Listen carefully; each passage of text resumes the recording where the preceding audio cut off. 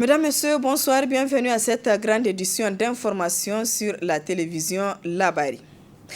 Le ministre de la Santé publique, Dr Idi Iliassou, a animé ce matin un point de presse. Objectif, informer l'opinion nationale et internationale de l'identification des cas de choléra dans notre pays. Le résumé avec Nafissa Zakou et Chebou Guissou. Informer l'opinion nationale et internationale de l'identification du germe du choléra dans les régions de Zander, Maradi et Dosso, tel est l'objet du présent point de presse du ministre de la Santé publique, de la Population et des Affaires sociales. En effet, c'est après analyse au laboratoire national de référence des cas de diarrhée et vomissement dans ces trois régions que le germe. Informer l'opinion nationale et internationale de l'identification du germe du choléra dans les régions de Zander, Maradi et Dosso, tel est l'objet du présent point de presse du ministre de la Santé publique, de la Population et des Affaires sociales. En effet, c'est après analyse au laboratoire national de référence des cas de diarrhée et vomissement dans ces trois régions que le germe a été identifié. Les districts sanitaires touchés sont ceux de Tanout, Magaria, Damagaram Takaya, Myria dans la région de Zender, Maradi commune, Madarumfa et Guidarumji dans la région de Maradi, Gaya et Dogondoutsi dans la région de Dosso. La plupart des cas sont en lien avec une épidémie qui sévit depuis plusieurs mois au niveau des régions voisines frontalières où on note d'importants brassages de populations transfrontalières. En plus, notre pays enregistre de fortes précipitations en cette période. Il faut dire que les trois régions citées enregistrent de façon récurrente des épidémies de choléra avec le plus souvent l'implication des brassages de populations de part et d'autre des frontières. Ainsi, à la date du 6 août 2021, la situation se présente comme suit. Région de Zender, 125 cas, dont 9 décès. Région de Maradi, 85 cas, dont 3 décès. Région de Dosso, 3 cas, dont 0 décès. Soit un total de 213 cas, dont 12 cas de décès. Faut-il le rappeler, la dernière épidémie du choléra au Niger remonte à 2018, où les mêmes régions ont été affectées. C'est pourquoi des dispositions ont déjà été prises, à savoir envoi d'une lettre d'information du niveau central vers toutes les régions depuis le 10 mai 2021 pour le renforcement de la surveillance suite aux informations reçues du Nigeria voisin. Traitement régulier des points d'eau de distribution des comprimés d'Aquatab. Sensibilisation de la population et des leaders en continu sur les mesures de prévention. Au vu du contexte et du caractère très dangereux de la maladie, le ministère de la Santé publique, de la Population et des Affaires sociales réitère les conseils ci-après. Le recours urgent au service de santé devant tout cas présentant les signes de suspicion de choléra, à savoir la diarrhée, les vomissements, la déshydratation. L'utilisation des toilettes et, à défaut, l'enfouissement des selles, la consommation d'une eau potable ou de l'eau bouillie ou de l'eau traitée avec les désinfectants comme l'eau de javel, l'Aquatab, le lavage régulier des mains à l'eau et au savon, le lavage soigné des mains avant la préparation et la consommation des aliments. Au terme, le ministre a rendu un hommage mérité au personnel de santé pour le dévouement et l'efficacité avec lesquels ils sont en train de gérer la situation des maladies en général et celle du choléra en particulier. Avec l'appui du programme des Nations Unies pour le développement PNUD et la Banque africaine de développement BAD, le cadre transitoire opérationnel de la Commission climat régionale Sahel organise depuis ce matin à l'hôtel Bravia de Niamey l'atelier régional des points focaux climat et fonds verts Fonds vert climat des pays membres de la CCRS. Un atelier de 2 jours qui vise à faire l'état de la mise en œuvre de contributions déterminées au niveau national des pays membres du cadre, entre autres. Le résumé avec Nafissa Yahya et Ibrahim Abdou. Pour accomplir ces missions, le cadre transitoire opérationnel de la Commission climat pour la région du Sahel, CTO-CCRS, s'est doté d'une feuille de route 2020-2030. Et c'est dans le cadre de la mise en œuvre des activités de cette feuille de route que se tient cet atelier régional des points focaux climat et fonds vert climat des pays membres de la CCRS. La présente réunion s'inscrit dans la droite ligne des préparatifs de la 26e conférence des parties à la Convention cadre des Nations Unies sur le changement climatique, qui devrait être la première étape dans l'agenda d'examen de la mise en œuvre de l'accord de Paris et de son efficacité, sur la base des résultats du processus de révision des contributions déterminées au niveau national des pays parties. C'est pourquoi, au regard des enjeux et des défis qui caractérisent le processus de révision des CDN, notamment pour nos pays de la région du Sahel, la première journée de cette réunion sera consacrée à l'examen de l'agenda de ces instruments importants de la mise en œuvre de l'accord de Paris. Aujourd'hui, il paraît clairement que la mise en œuvre de l'accord de Paris n'est pas confrontée qu'aux seuls défis liés à la hauteur des ambitions déclinées dans les CDN des pays. L'absence des mécanismes cohérents et durables permettant la mobilisation de ressources pour la mise en œuvre des actions climatiques inscrites dans ces CDN reste et demeure aujourd'hui une préoccupation majeure pour nos pays en voie de développement. La seconde journée de la présente rencontre sera consacrée aux échanges sur les mécanismes importants pour la mobilisation des ressources définis dans le cadre de la mise en œuvre de l'accord de Paris. Il s'agit du Fonds vert pour le climat.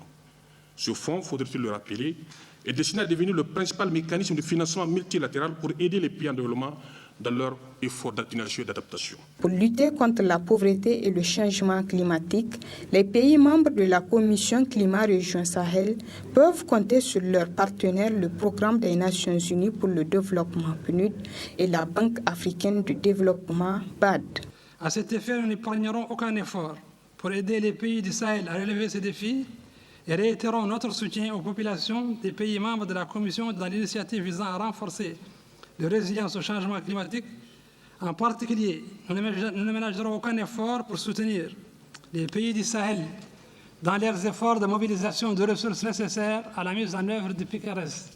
Le financement climatique demeure donc au cœur des grands espoirs. C'est pourquoi il est urgent de mobiliser davantage de ressources pour le financement des solutions qui permettront aux pays de lutter contre la crise climatique et de mieux progresser. Par ailleurs, il a été constaté que le déficit de financement est en partie dû aux difficultés rencontrées par les pays pour accéder aux différentes solutions de financement climatique. Ainsi, au cours des 2 jours que vont durer cet atelier, les participants passeront en revue les expériences de mobilisation de ressources financières en vue de relever le défi du financement climatique. Volet reportage à présent, le 15 juin dernier, une antenne de télécommunication est tombée dans une maison, faisant un mort, des blessés et d'importants dégâts matériels. Près de 2 mois, les victimes sont toujours dans la tourmente, surtout que les débris de l'antenne sont encore visibles dans la maison.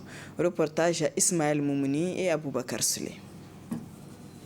Un mort, plusieurs blessés et d'importants dégâts matériels, c'est le triste bilan du pylône tombé dans cette maison située au quartier Banuzumbu 1, suite au vent accompagné de précipitations le 15 juin dernier. De cette date à aujourd'hui, c'est le statu quo. Ces victimes demeurent toujours dans la tourmente, ni dédommagement et moins le retrait de ces tonnes de métal et appareils qui leur causent d'énormes préjudices. Zambi fo ikoino dini inim ka guro woka ine de matsanno funmete wono ngai ska guro ka ro binu guro. L'antenne nous pose vraiment des problèmes. Il dit qu'il faut l'aval de la direction de la météo pour nous en débarrasser. Dès qu'il plaît, on a peur, surtout que les débris sont aussi responsables des moustiques qui nous dérangent. Ça fait 2 mois qu'on vit ces calvaires. Nga hinne no ro wer ga bayiga im kagre za ka kirsi windo rama irsi gyum sarga ko sim kaga ka irsi kun watalka wo ko kan ta kan inno ba talka amma reza wo im kaga kirsi inir windo wi kunya di wanda kan go kyarra inir ka ai bun go fu dai ne mandu Le débris nous pompe la vie. Il est même source de séparation de couple. Le défunt a bien dit que l'antenne ne répond pas aux normes et c'est l'antenne qui l'a tué. Les responsables bouffent l'argent et nous laissent dans l'amertume.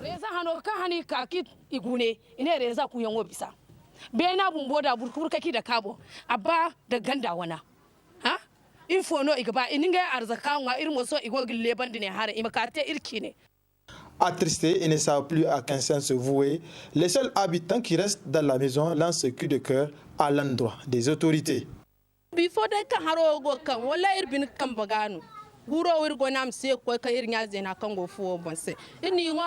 On a la peur au ventre de qu'il plaît, car on craint que ça tombe sur le toit pour nous endeuiller encore. Malgré qu'on est des pauvres, Dieu est là.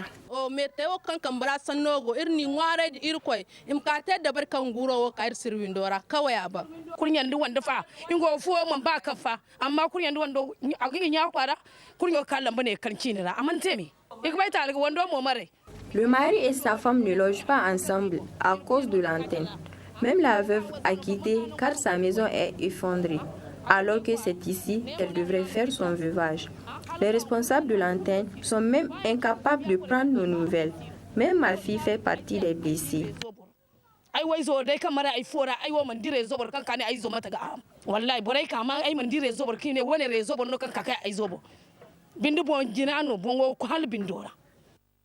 Le comble, depuis l'incident, les responsables de cette antenne de télécommunications ne sont pas venus présenter leurs condoléances aux familles éplorées, à plus forte raison, venir s'enquérir de leurs conditions de vie troublées par l'antenne qui les a privés d'un membre de la famille.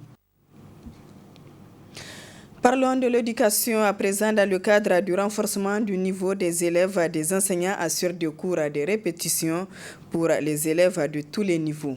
Ils sont organisés en structures à travers lesquelles ils renforcent les capacités de plusieurs élèves à Niamey. Le reportage est signé Boubacar Ibrahim et Halidou Bourema.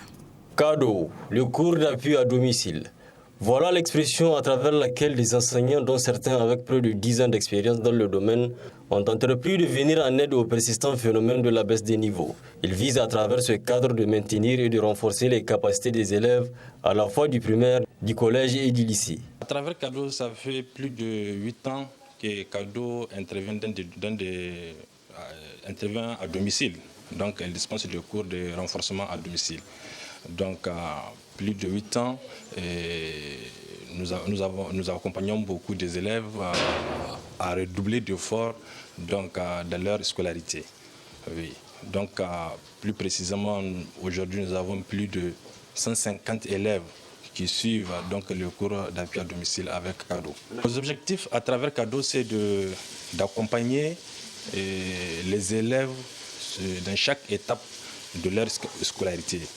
Donc, de donner une méthodologie donc efficace et d'amener l'enfant à avoir encore confiance en lui-même. Des prestations appréciées par les parents d'élèves qui n'ont pas manqué de dresser leur encouragement. Depuis quand M. Boubacar a commencé vraiment à encadrer mes enfants, vraiment leur niveau a tellement haussé. Et vraiment, à l'école, ils ont amené des bons résultats. Vraiment, je les encourage beaucoup puisque vraiment, il a su faire vraiment la différence. Avec lui, vraiment, mes enfants ont amené des bons résultats. Et vraiment, j'encourage les autres parents à l'inviter vraiment à essayer ces prestations. L'éducation est la base de tout développement. Penser à l'éducation des enfants, c'est penser à l'avenir du pays. Avec Cadeau, c'est étudier en toute confiance. Lors d'une formation en secourisme chez les scouts, il était question de savoir quel comportement adopter sur une scène d'accident, quels sont-ils? Éléments de réponse dans cet élément. Quand il y a un accident, tant que tu n'es pas là pour porter secours, il vaut mieux être loin, très loin de cet accident. Deuxièmement, il faut faire de l'espace. Il faut faire de l'espace même aux accidentés parce qu'ils ont besoin d'aération. Et aussi, pour que le secours puisse accéder plus facilement aux victimes, il faut qu'il y ait de l'espace. Donc, il n'est pas conseillé, il faut que la population comprenne, il n'est pas conseillé de venir s'agglomérer autour d'une victime ou d'un accident à cause du suraccident. C'est-à-dire, en dehors de l'accident qui est arrivé, s'il n'y a pas eu d'autres dispositions qui sont prises, telles que ce qu'on appelle le balisage, annoncer un peu plus avant le lieu de l'accident pour dire que devant il y a un accident, mettre des triangles qui dit attention devant il y a quelque chose, c'est qu'un véhicule peut manquer son virage, un véhicule peut surprendre les gens, alors même que la première victime c'est un blessé léger, mais à cela, puisque c'est sur la voie, à cela peut s'ajouter un accident encore plus grave. Cette formation est utile pour moi parce que cette formation me permettra de mon entourage, une personne qui est victime d'un accident ou d'un arrêt cardiaque, hypoglycémie. Je peux l'aider pour lui donner le premier soin avant l'arrivée de l'urgence. Un secouriste doit, pour travailler, il doit alerter d'abord. Il y a des numéros d'alerte comme le 15, le 17, le 83, 83. Ce sont des numéros d'alerte qu'on peut appeler pour qu'ils puissent vous venir en aide. Vraiment, tout se fait avec le talon de la main, d'accord?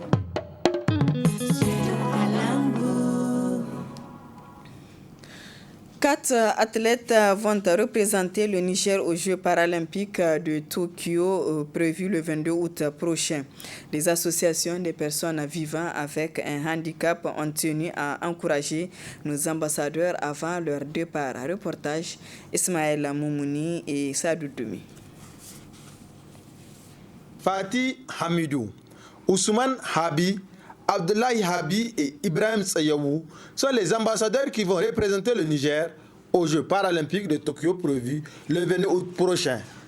Avant leur départ, les différentes structures de personnes vivant avec un handicap ont tenu à encourager les athlètes tout en leur prodiguant des conseils.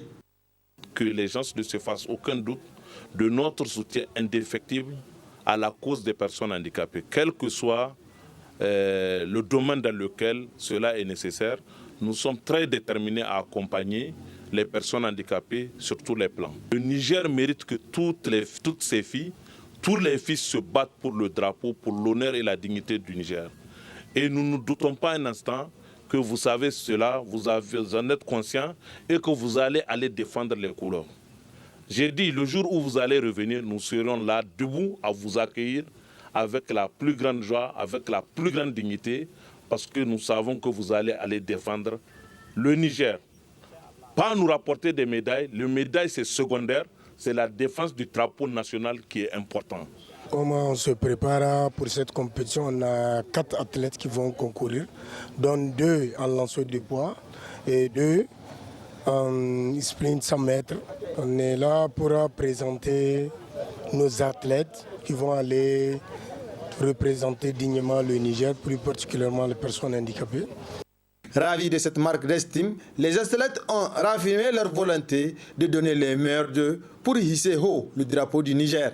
Allah ya yarda za mu tahi kuma ba za mu taɓa ba su kunya ba, za mu iya bakin kokarinmu don mu ga tutar ƙasarmu ba ta faɗi ƙasa ba, za mu iya bakin kokarin mu ga mun ɗaga tutar ƙasarmu.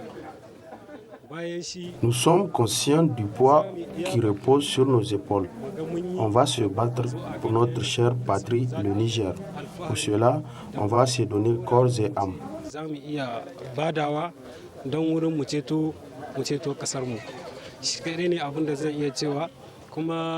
On demande à la population de nous soutenir à travers des invocations pour que Dieu nous donne la chance. Kiransu ne da su taya mu addu'a, shi komi in za ka yi Allah ma ya ce tashi in taimake ka. To mu mun tashi kuma muna roƙo Allah ba mu nasara, kuma muna roƙon 'yan Nijar su ma su taya mu da addu'a abinda muka ce nema Allah ya ba mu nasara.